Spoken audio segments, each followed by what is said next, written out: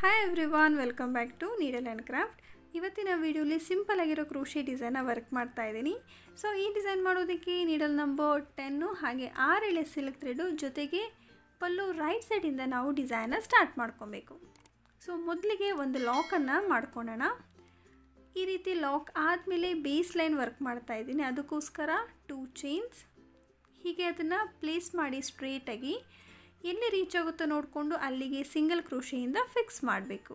ಮತ್ತು 2 ಚೈನ್ಸ್ ಇದನ್ನು ಕೂಡ ಸ್ಟ್ರೇಟಾಗಿಟ್ಟು ಒಂದು ಸಿಂಗಲ್ ಕ್ರೋಶೆಯಿಂದ ಫಿಕ್ಸ್ ಮಾಡೋಣ. ಸೊ ಈ ರೀತಿಯಾಗಿರುತ್ತೆ ಈ ಡಿಸೈನಿನ ಬೇಸ್ ಲೈನು. ತುಂಬಾ ಸಿಂಪಲ್ ಆಗಿದೆ. ಜಸ್ಟ್ 2 ಚೈನ್ಸ್ ಒಂದು ಸಿಂಗಲ್ ಕ್ರೋಶೆಯಿಂದ ವರ್ಕ್ ಮಾಡ್ಕೊತಾ ಹೋಗಬೇಕು. ಈ ಡಿಸೈನಲ್ಲಿ ನಾನು ಜಾಸ್ತಿ ಬೀಡ್ಸ್ ಕೂಡ ಆ್ಯಡ್ ಮಾಡ್ತಾ ಇಲ್ಲ ಫ್ರೆಂಡ್ಸ್. ಕಮ್ಮಿ ಬೀಡ್ಸನ್ನು ಯೂಸ್ ಮಾಡಿ ಸಿಂಪಲ್ ಆಗಿರೋ ಡಿಸೈನ್ ಇವತ್ತು ತೋರಿಸ್ತಾ ಇದ್ದೀನಿ. ಈ ರೀತಿ ಈ ಸ್ಟೆಪ್ಪನ್ನು ಕಂಪ್ಲೀಟ್ ಮಾಡ್ಕೊಬೇಕು. ಸೊ ಇದಾದಮೇಲೆ ನೆಕ್ಸ್ಟ್ ಸ್ಟೆಪ್ ಹೇಗೆ ಮಾಡೋದು ನೋಡೋಣ. ನಾನು ಆಲ್ರೆಡಿ ಈ 6 ಎಳೆ ದಾರಕ್ಕೆ 3 mm ಸೈಜ್ ಇರೋ ಬೀಡ್ಸನ್ನು ಆ್ಯಡ್ ಮಾಡ್ಕೊಂಡಿದ್ದೆ. ಸೊ ಈ ರೀತಿ ಬೀಡ್ ಬದಲು ಬೇರೆ ಯಾವ ಬೀಡ್ ಬೇಕಾದರೂ ನೀವು ತೊಗೊಂಡು ಡಿಸೈನ್ನ ಮಾಡ್ಬೋದು. ಸೇಮ್ ದಾರದಿಂದ ವರ್ಕ್ ಮಾಡ್ತಾಯಿದ್ದೀನಿ ಈ ಸೆಕೆಂಡ್ ಸ್ಟೆಪ್ ಕೂಡ. ಹಾಗೆ ಫಸ್ಟ್ ಎಲ್ಲಿಂದ ಸ್ಟಾರ್ಟ್ ಮಾಡೋದು ಸೇಮ್ ಪಾಯಿಂಟಲ್ಲಿ ನೀಡಲ್ನ ಇನ್ಸರ್ಟ್ ಮಾಡಿ ಒಂದು ಲಾಕನ್ನು ಮಾಡ್ಕೊಬೇಕು. ಲಾಕ್ ಆದಮೇಲೆ ಫಸ್ಟ್ 2 ಚೈನ್ ಬ್ಲಾಕ್ ಏನಿದೆ ಆ ಬ್ಲಾಕಿಗೆ ಒಂದು ಸಿಂಗಲ್ ಕ್ರೋಶೆ ಆದಮೇಲೆ ನೆಕ್ಸ್ಟ್ 2 ಚೈನ್ ಬ್ಲಾಕಿಗೆ ಒಂದು ಕಂಬನ ಮಾಡ್ಕೊಬೇಕು. ನೀಡಲ್ ಮೇಲಿಂದ ಒಂದು ಸಲ ದಾರ ತೊಗೊಂಡು ಕಂಬನ ವರ್ಕ್ ಮಾಡಬೇಕು. ಸೊ ಕಂಬ ಆದಮೇಲೆ ಆ ಕಂಬಕ್ಕೆ ನಾನು ಡಬಲ್ ಕ್ರೋಶೆನ ಮಾಡ್ತಾಯಿದ್ದೀನಿ. ನೀಡಲ್ ಮೇಲೆ ಒಂದು ಸಲ ದಾರ ತೊಗೊಂಡು ಆ ಕಂಬದ ಗ್ಯಾಪಲ್ಲಿ ಇನ್ಸರ್ಟ್ ಮಾಡಿ ಫಸ್ಟ್ 2 ಲೂಪಿಂದ ನೆಕ್ಸ್ಟ್ 2 ಲೂಪಿಂದ ಮತ್ತೆ ಡಬಲ್ ಕ್ರೋಶೆ ಮಾಡೋದಕ್ಕೆ ನೀಡಲ್ ಮೇಲಿಂದ ಒಂದು ಸಲ ದಾರ ತೊಗೊಂಡು ಆ ಕಂಬದ ಗ್ಯಾಪಲ್ಲಿ ಇನ್ಸರ್ಟ್ ಮಾಡಬೇಕು. ಬಟ್ ಇಲ್ಲಿ ಫಸ್ಟ್ 1 ಲೂಪಿಂದ ಮಾತ್ರ ಆಚೆಗೆ ನೀಡಲ್ನ ಪಾಸ್ ಮಾಡಿ ನೆಕ್ಸ್ಟ್ 2 ಲೂಪಿಂದ ಇದಿಷ್ಟು ಆದಮೇಲೆ ಈಗ ತ್ರಿಬಲ್ ಕ್ರೋಶೆ ಮಾಡೋದಕ್ಕೆ ನೀಡಲ್ ಮೇಲೆ 3 ಸಲ ದಾರ ತೊಗೊಂಡು ಫಸ್ಟ್ 2 ಲೂಪಿಂದ ನೆಕ್ಸ್ಟ್ 2 ಲೂಪಿಂದ ಒಂದು ತ್ರಿಬಲ್ ಕ್ರೋಶೆ ಆಯಿತು. ತ್ರಿಬಲ್ ಕ್ರೋಶೆ ಆದಮೇಲೆ ಮತ್ತೆ ನೀಡಲ್ ಮೇಲೆ 2 ಸಲ ದಾರ ತೊಗೊಂಡು ಆ ಕಂಬದ ಗ್ಯಾಪಲ್ಲಿ ಇನ್ಸರ್ಟ್ ಮಾಡಬೇಕು. ಈಗ ಫಸ್ಟ್ 1 ಲೂಪಿಂದ ಮಾತ್ರ ನೀಡಲ್ನ ಆಚೆ ಪಾಸ್ ಮಾಡಿ ನೆಕ್ಸ್ಟ್ 2 ಲೂಪಿಂದ ಮತ್ತು ಲಾಸ್ಟ್ 2 ಲೂಪಿಂದ ಈ ರೀತಿಯಾಗಿ 2 ಡಬಲ್ ಕ್ರೋಶೆ 2 ತ್ರಿಬಲ್ ಕ್ರೋಶೆನ ಮಾಡಬೇಕು. ಈಗ ಡಬಲ್ ಟ್ರಿಬಲ್ ಕ್ರೋಶೆಟ್ ಮಾಡೋದಕ್ಕೆ 3 ಸಲ ನೀಡಲ್ ಮೇಲೆ ದಾರ ತೊಗೊಂಡು ಆ ಕಂಬದ ಗ್ಯಾಪಲ್ಲಿ ಇನ್ಸರ್ಟ್ ಮಾಡ್ತೀನಿ. ಇನ್ಸರ್ಟ್ ಆದಮೇಲೆ ಫಸ್ಟ್ 2 ಲೂಪಿಂದ ನೆಕ್ಸ್ಟ್ 2 ಲೂಪಿಂದ ಮತ್ತು ಲಾಸ್ಟ್ 2 ಲೂಪಿಂದ. ಸೊ ಈ ರೀತಿಯಾಗಿ ಒಂಥರ ಲೀವ್ ಶೇಪಲ್ಲಿ ಇದು ಡಿಸೈನು ಫಾರ್ಮ್ ಆಗುತ್ತೆ.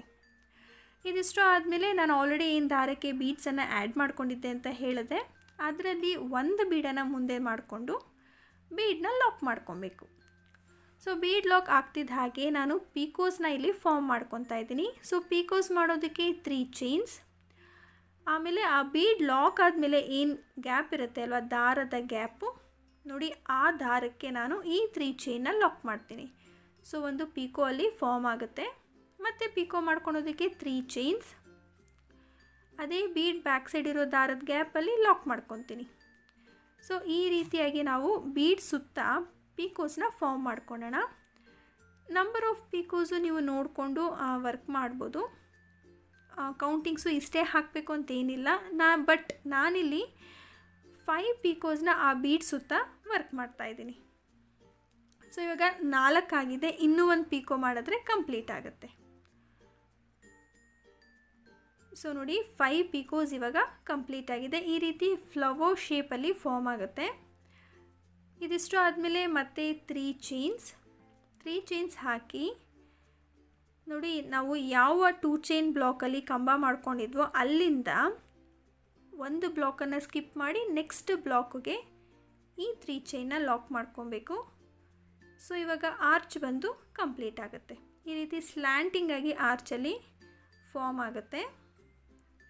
ನೋಡ್ಬೋದು ತುಂಬಾ ಸಿಂಪಲ್ಲಾಗಿ ವರ್ಕ್ ಮಾಡುವಂಥ ಡಿಸೈನು, ಹಾಗೆ ತುಂಬ ಕ್ಯೂಟಾಗೂ ಕಾಣಿಸ್ತಾ ಇದೆ.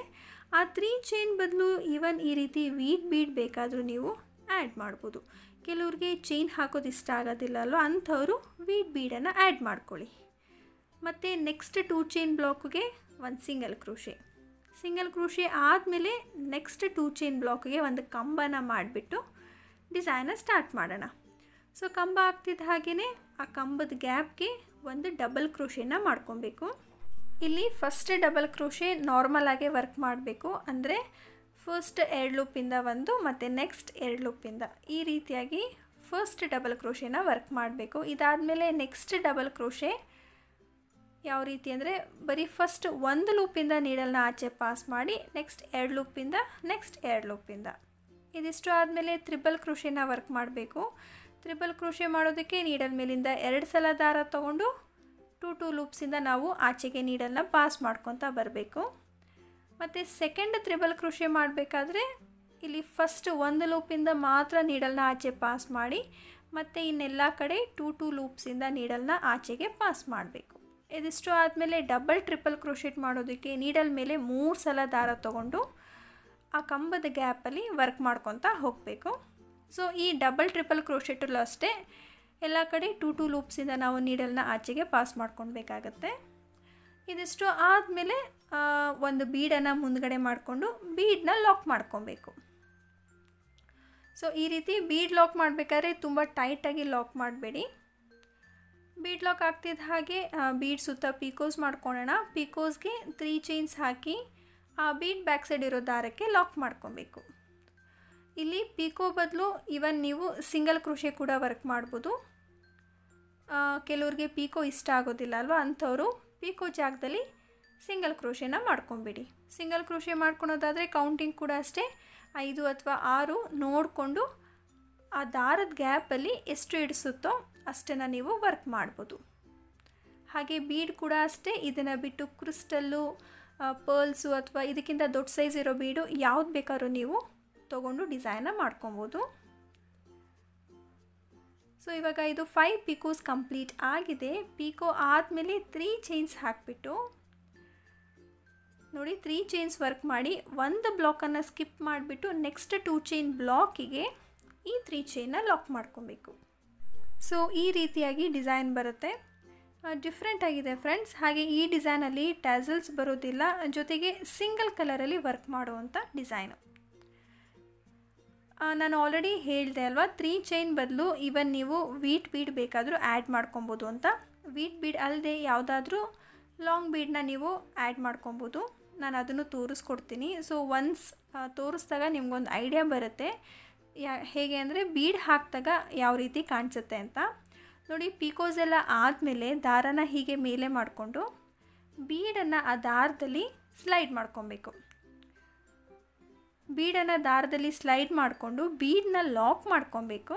ಲಾಕ್ ಆದಮೇಲೆ ಒಂದು ಬ್ಲಾಕನ್ನು ಸ್ಕಿಪ್ ಮಾಡಿಕೊಂಡು ನೆಕ್ಸ್ಟ್ ಬ್ಲಾಕಿಗೆ ಸಿಂಗಲ್ ಕ್ರೋಶೆಯಿಂದ ಫಿಕ್ಸ್ ಮಾಡಬೇಕು. ಸೊ ನೋಡಿ ಬೀಡ್ ಹಾಕಿದಾಗ ಈ ರೀತಿಯಾಗಿ ಬರುತ್ತೆ. ಸೊ 2ರಲ್ಲಿ ನಿಮಗೆ ಯಾವ್ದು ಇಷ್ಟ ಆಗುತ್ತೋ ಆ ರೀತಿಯಾಗಿ ನೀವು ಡಿಸೈನ್ನ ಫಿನಿಷ್ ಮಾಡ್ಬೋದು. ಸೊ ನಾನು ಹೀಗೆ ಸ್ವಲ್ಪ ದೂರ ಫಿನಿಷ್ ಮಾಡಿಬಿಟ್ಟು ತೋರಿಸ್ತೀನಿ ಹೇಗೆ ಕಾಣಿಸುತ್ತೆ ಅಂತ. ಆ್ಯಂಡ್ ಕಂಪ್ಲೀಟ್ ಆದಮೇಲೆ ಈ ರೀತಿಯಾಗಿ ಡಿಸೈನ್ ಕಾಣಿಸ್ತಾ ಇದೆ. ನಾನು 3 ಚೈನ್ಸನ್ನು ವರ್ಕ್ ಮಾಡಿದ್ದೀನಿ. ಚೈನ್ಸ್ ಹಾಕಿದಾಗ ಈ ರೀತಿ ಡಿಸೈನ್ ಬರುತ್ತೆ. ಸೊ ಡಿಸೈನ್ ಇಷ್ಟ ಆಗಿದೆ ಅಂದ್ಕೊತೀನಿ ಫ್ರೆಂಡ್ಸ್. ಇಷ್ಟ ಆಗಿದರೆ ಲೈಕ್ ಮಾಡಿ, ಶೇರ್ ಮಾಡಿ, ಹಾಗೆ ಕಾಮೆಂಟ್ ಮಾಡಿ. ಜೊತೆಗೆ ನೀವು ಕೂಡ ಈ ಡಿಸೈನ್ನ ಟ್ರೈ ಮಾಡಿ. ಹೊಸಬ್ರು ಯಾರಾದರೂ ಇನ್ನೂ ಸಬ್ಸ್ಕ್ರೈಬ್ ಮಾಡ್ತೀರಾ ನೋಡ್ತಾ ಇದ್ದರೆ ಈಗಲೇ ಸಬ್ಸ್ಕ್ರೈಬ್ ಮಾಡಿಕೊಂಡು ಪಕ್ಕದಲ್ಲಿ ಏನು ಬೆಲ್ ಐಕಾನ್ ಇರುತ್ತೆ ಅದನ್ನು ಕ್ಲಿಕ್ ಮಾಡಿ ಆಲ್ ಆಪ್ಷನ್ನ ಸೆಲೆಕ್ಟ್ ಮಾಡ್ಕೊಳ್ಳಿ. ಸೊ ನೀವು ಆಲ್ ಆಪ್ಷನ್ಸ್ ಸೆಲೆಕ್ಟ್ ಮಾಡ್ಕೊಳೋದ್ರಿಂದ ನಾನು ವೀಡಿಯೋಸ್ ಹಾಕಿದಾಗ ನೋಟಿಫಿಕೇಷನ್ಸ್ ನಿಮಗೆ ಬರುತ್ತೆ. ಆವಾಗ ನೀವು ನನ್ನ ಯಾವ ವೀಡಿಯೋಸ್ ಕೂಡ ಮಿಸ್ ಮಾಡೋದಿಲ್ಲ.